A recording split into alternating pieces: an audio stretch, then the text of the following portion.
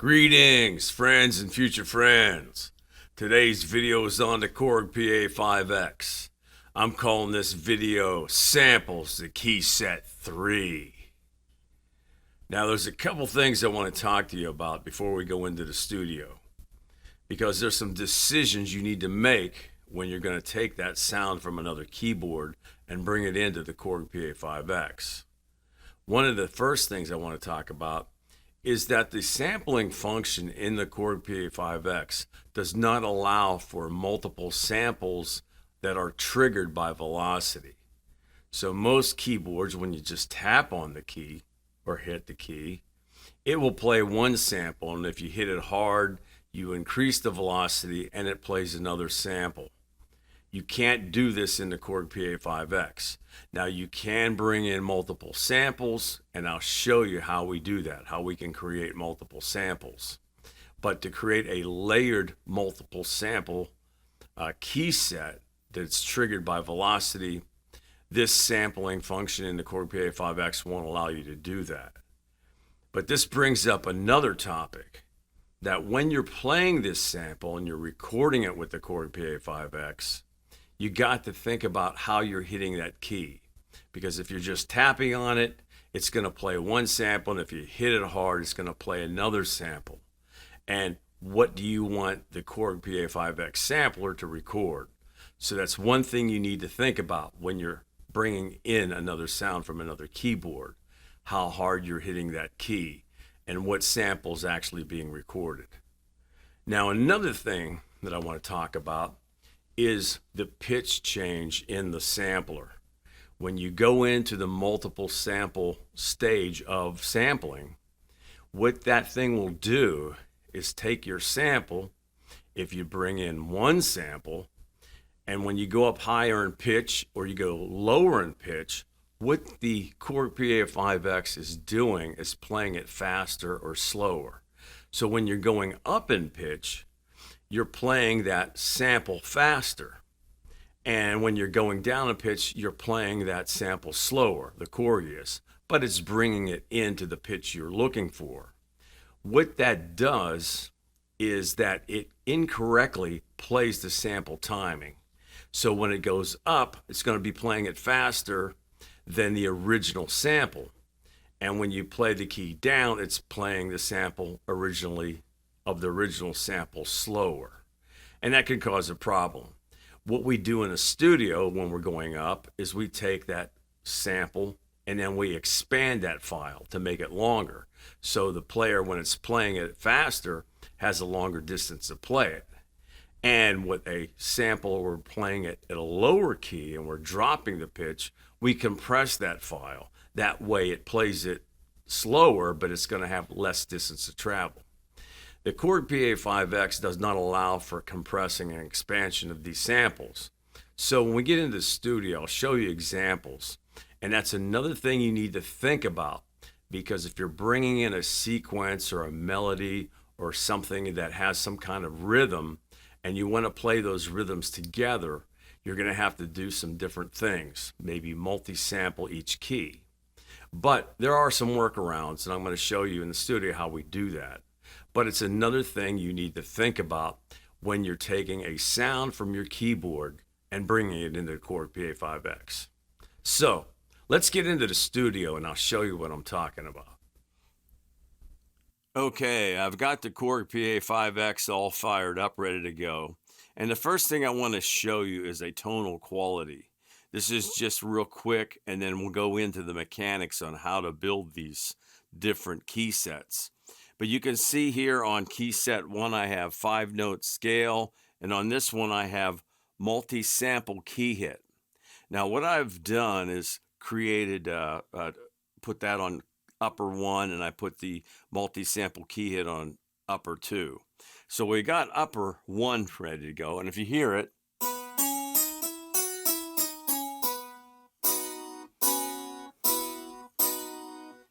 sounds pretty good.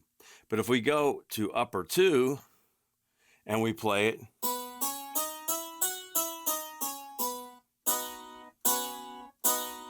now you can hear it, it has a little bit of an overtone, It's not as clear and crisp as the 5-note C scale, and I'm going to show you why. If you hear the notes, so this is C4 and this is G4.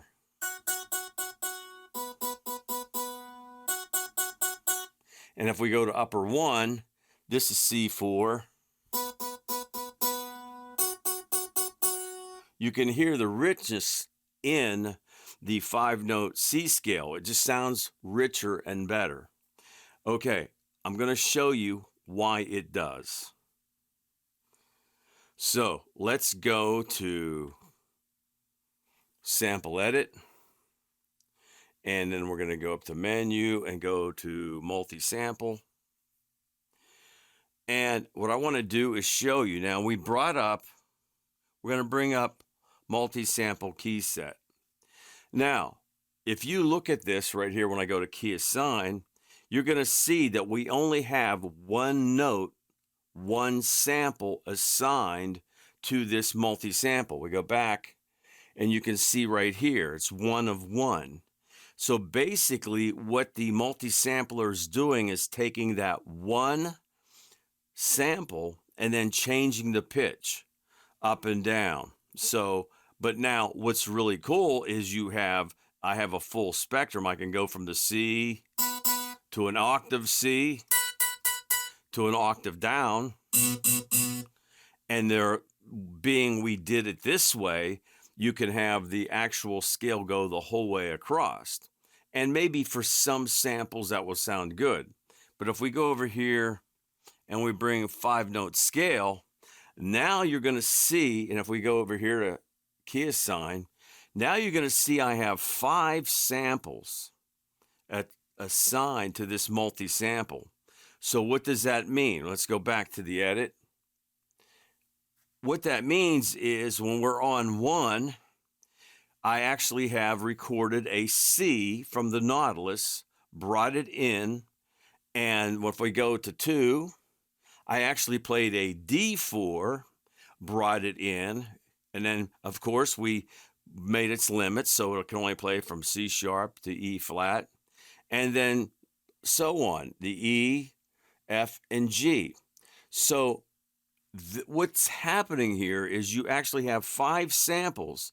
Each one of these notes is an actual sample.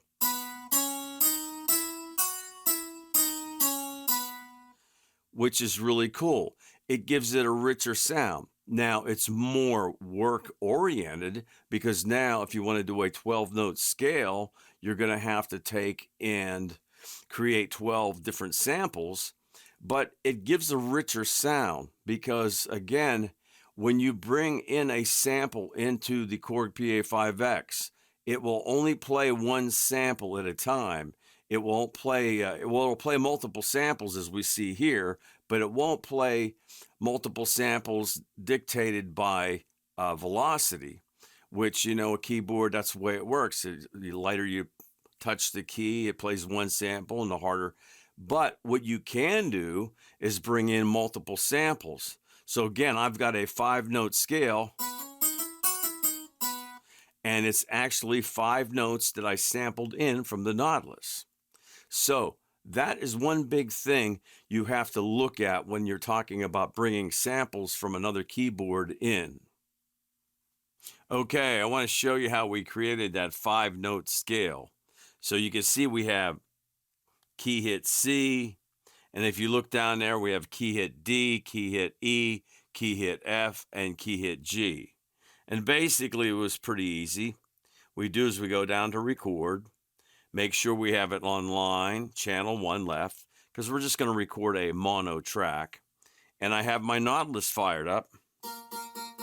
So that's C4, D4, E4, F4, and G4. So what we do is we hit record, hit that C, stop record, hit edit, and we'll magnify this up so we can see it.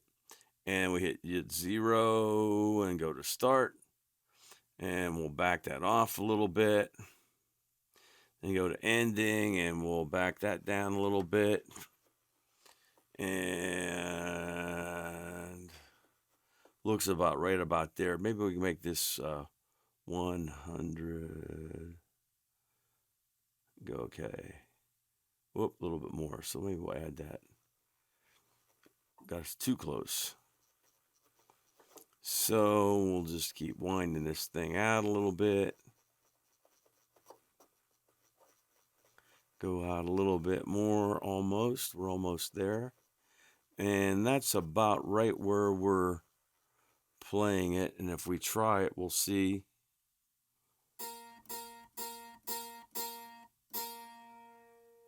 Now, what we want to do is make sure that the loop is off, because we don't want this to loop. Back to edit. And basically, and there is our C4 note. Make sure it says C4. Now, we would repeat this when we play. We do the same thing, hit record, do the same thing, and then change this to D4, then E4, then F4, then G4. And as you can see, that's what we have right here. Now that you have all those recorded, we can hit escape, hit menu, hit multi-sample. And then, of course, we can go, okay, let's bring in key hit C. We'll make that C4. We'll bring this down to C#4.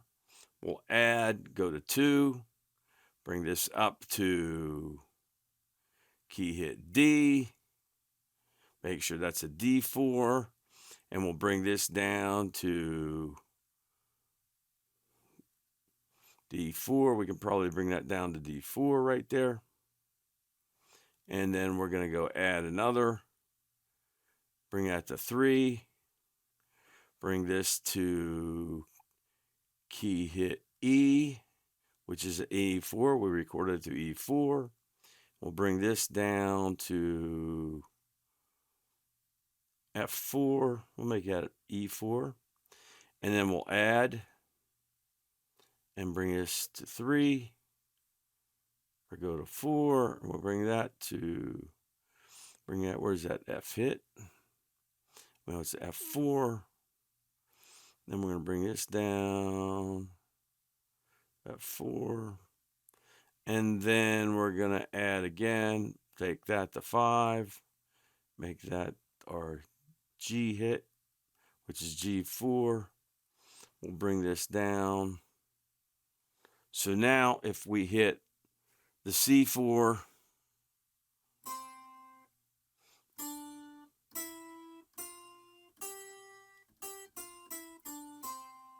there you go. Now we have the scale.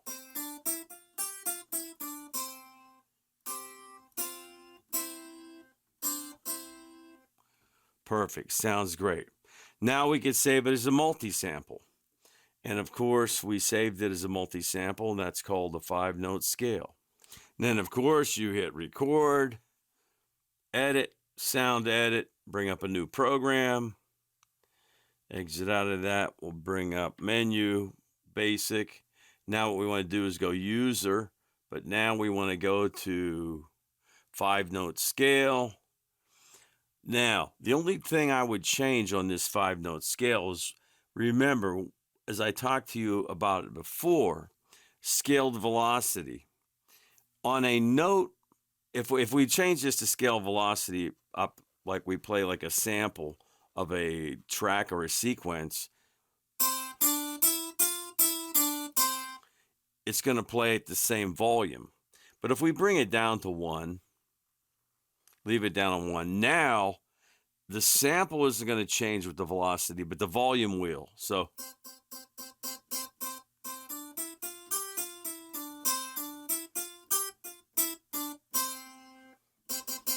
notes, you might want to have that volume change with and match the velocity of the key hit. But if you're playing a sequence, a track, or a melody, you might want to make that play at full volume as soon as you touch the key. Okay, the next thing I want to show you is what I've been talking about, how the Korg Pa5x actually speeds up and slows down the playback time on these samples to get the pitch that they want, and that they don't use any time compression or expansion to change the sample, and where that can lead you into a problem. And it's something you need to understand right now so that you can know how you want to bring that sample in, whether make it one sample or bring it in as a multiple samples using maybe different keys. So I created this little thing. Row, row, row your boat gently down the stream. Now, that is the C4 I'm playing. But if I play the G4, row, row, row your boat gently down the stream, you can notice that it's playing it a lot faster. And of course, if I played a C a whole octave up, row, row, row your boat gently down the stream. So you can see that if I wanted to play a chord, playing a major chord here, playing the C and the G, row, row, row your boat gently down the stream, you can see that the tempo isn't going to match. Although the pitch has changed and it's a perfect C, row, row, row your boat gently down the stream, but it's sped up. So that might not be the way you want to bring that sample in. Because if you want the timing of that sample, maybe if it's a short sample, a little string burst, or a string of a pluck of a string of a guitar or something, you might be able to do that. But when you're doing something that has a rhythm, it's not going to match. And if we go down lower, so it's not going to work. If we played a simple chord, row, row, row your boat gently down the stream. So that's not going to work with bringing in one sample if you wanted that thing, that sequence or that little melody to be in time with each other. Okay, what we're going to do now is create a little jam session. And I'm just going to show you. Now, in my Korg Nautilus, I have upright bass walking split. And all I'm going to basically be playing is an E, a G, A, and a B. Kind of like just a little jam. I'll add my drums to it. And what we're going to do now is, because we're bringing it in line, make sure that you have it on stereo 1 and 2. Because remember, you could bring it in left, right, or stereo. And we want to make sure this is coming in stereo. So what we're going to do is we're going to hit the record button and start playing.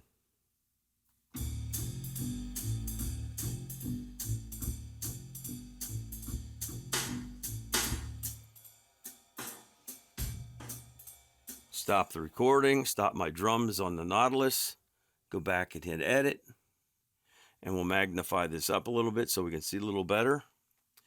And what we have here, okay, so we'll hit use 0. Now what that usually does is it picks up on we'll go to start, picks up on where there's no sound at all. We'll back that up a little bit so we get a little better start. And we're going to change this to E4. And we have E4.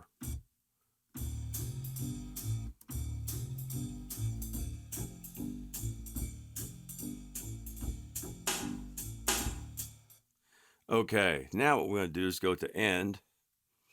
And let's go to back that down a little bit.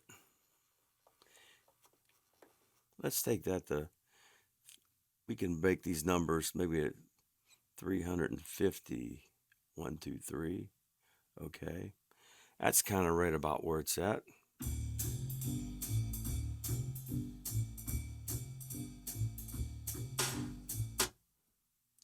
Okay, and then we're going to put the loop on because we want it to loop.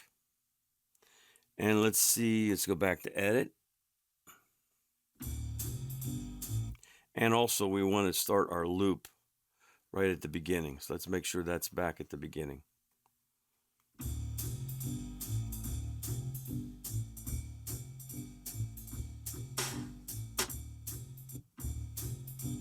Sounds pretty good.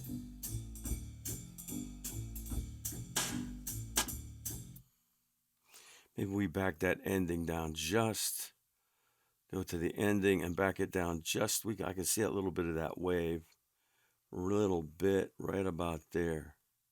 And now let's check it.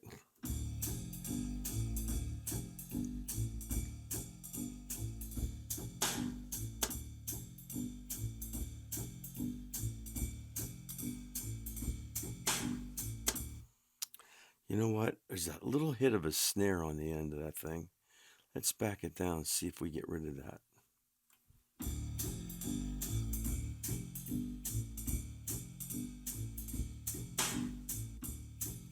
Man, that sounds perfect. Now all we would do is go over here and go save, and then we would save it. Now I've already saved this so we could speed up this tutorial, but this is what you do. You bring the output of one of your keyboards, you can bring it right into the Korg Pa5x in and out, hit record. Now what you want to do is hit the record on the Pa5x first, and then you get your sample. Here you go, you sampled this. Now we can save this as Jazz E. And if we bring up Jazz E, magnify it up, this is a sample that I've already got worked out, and we're ready to go. Okay, now that we got the Jazz E sample all recorded and ready to go, we want to complete that jam session for this key set we're creating. So now what we would do is we'd have to go to the A. And basically the A would be an A, C, and a D. So we'd have to go over here and hit record and make sure everything's set up. We're online, channels in, and basically be an A, a C, D, and E. And then once we recorded that, then we'd record the B, which would then be a B, a D, an E, and then an F sharp. Then once we recorded all those samples, we then create the multi-sample for multi-samples. And if you can see, I've got Jazz E, Jazz A, and Jazz B all recorded, ready to go. Bring this up a little bit so you can see it. And they're all ready to go. So let's go create a multi-sample. Okay, now we completed our recording of Jazz E, Jazz A, and Jazz B. We have them all saved. You can see here Jazz E, Jazz A, and Jazz B. Let's exit out of this. Now let's create a multi-sample. So we'll go Menu, Multi-Sample, and now we'll create a multi-sample so we can create a key set. So first thing we're going to do is come down here and add our Jazz E, and we're going to make this an E4, and we're going to make that stop at E4. And what we got here, we're coming down, and boom, we got E4. And if we play the E4, sounds cool. Now we're going to add, go to 2, and we'll add the sample. We're going to add our Jazz A, and we're going to make this an A4.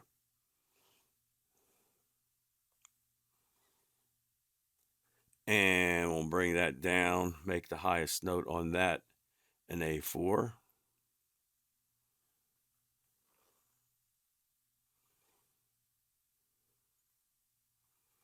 There we go. And then we'll add another, bring us to this third segment, and bring this into our Jazz B, make this a B4. There we go, there's a B4, and we'll bring that down to B4. And there we go. Now, the way we have it set up, if we play the E4, we play the A4, and we play the B4, now what happens, because we have them in a loop and they're in time, I can play the whole sample.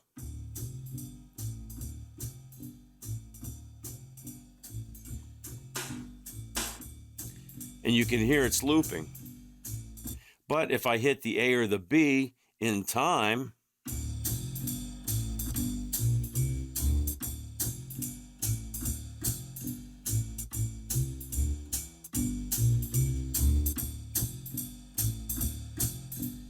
E4,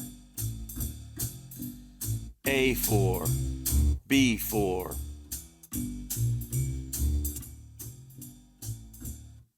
And there you go.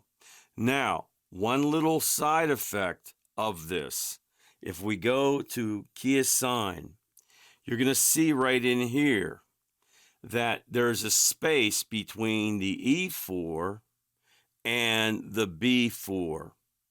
You can see the E4. What this keyboard does in this multi-sampler is it doesn't recognize 0 key hits. So what that means is that the key stroke or key hit between these notes is still going to be played. Now, if I play the E4, it sounds in perfect time. If I play the A4, it's in perfect time. And if I play the B4, it's in perfect time because those samples are assigned to those notes. But what this multi-sampler is trying to do is fill in all those notes. So if I play the E4, but now if I play the G4, hear how it's out of time? Because what it's doing is it's taking the higher note. So right there, that's the G4 and that's the F4 right there.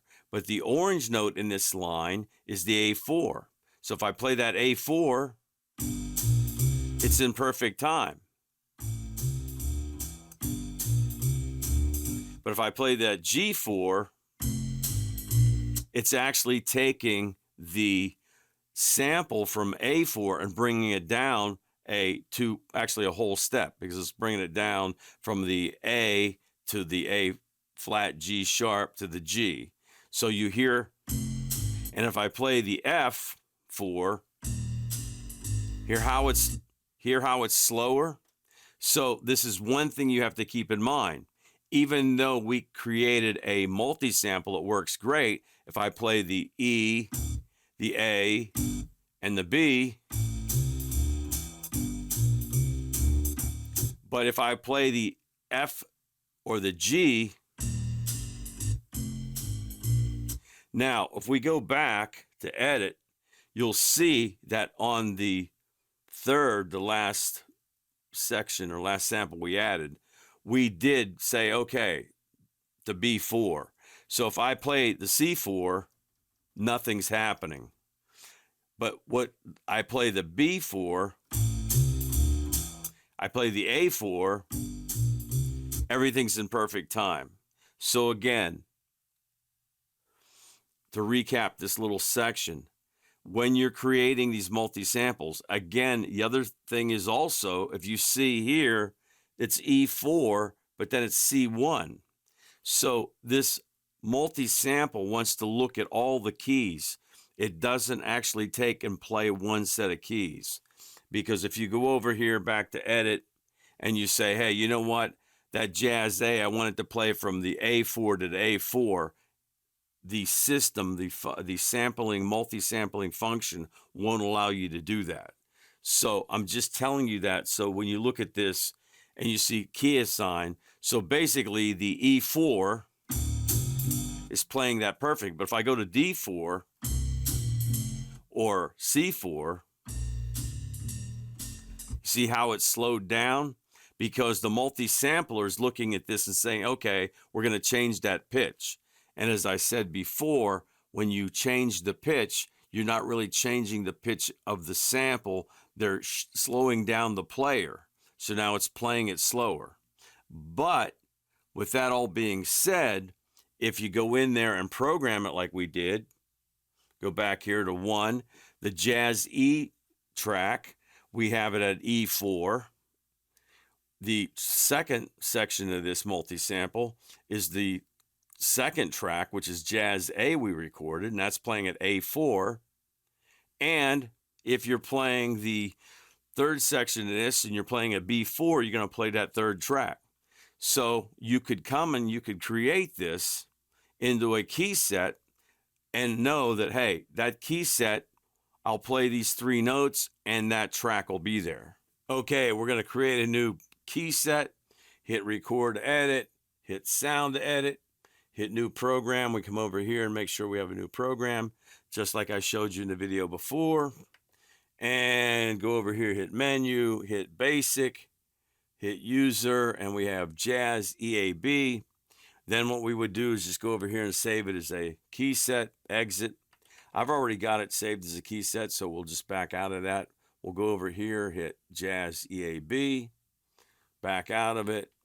Now on upper one, we have Jazz EAB. And now if I hit the E, the A, and the B,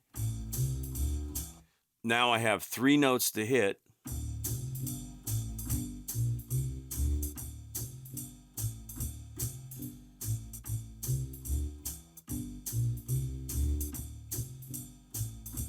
And it's really cool. Now remember, the way the multi-sampler handled that, it will only play this melody or this track in time with the E, A, and B.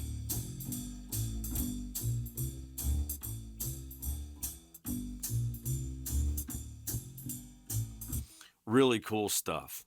So I hope this video gave you some insight, a little bit more information on how to use that sampler function in the Korg Pa5x. There is so much to learn. Also, if you haven't subscribed to the channel, please subscribe. You'll help us grow the channel. That way we can bring you more cool stuff. So take care, my friends, and thanks for watching.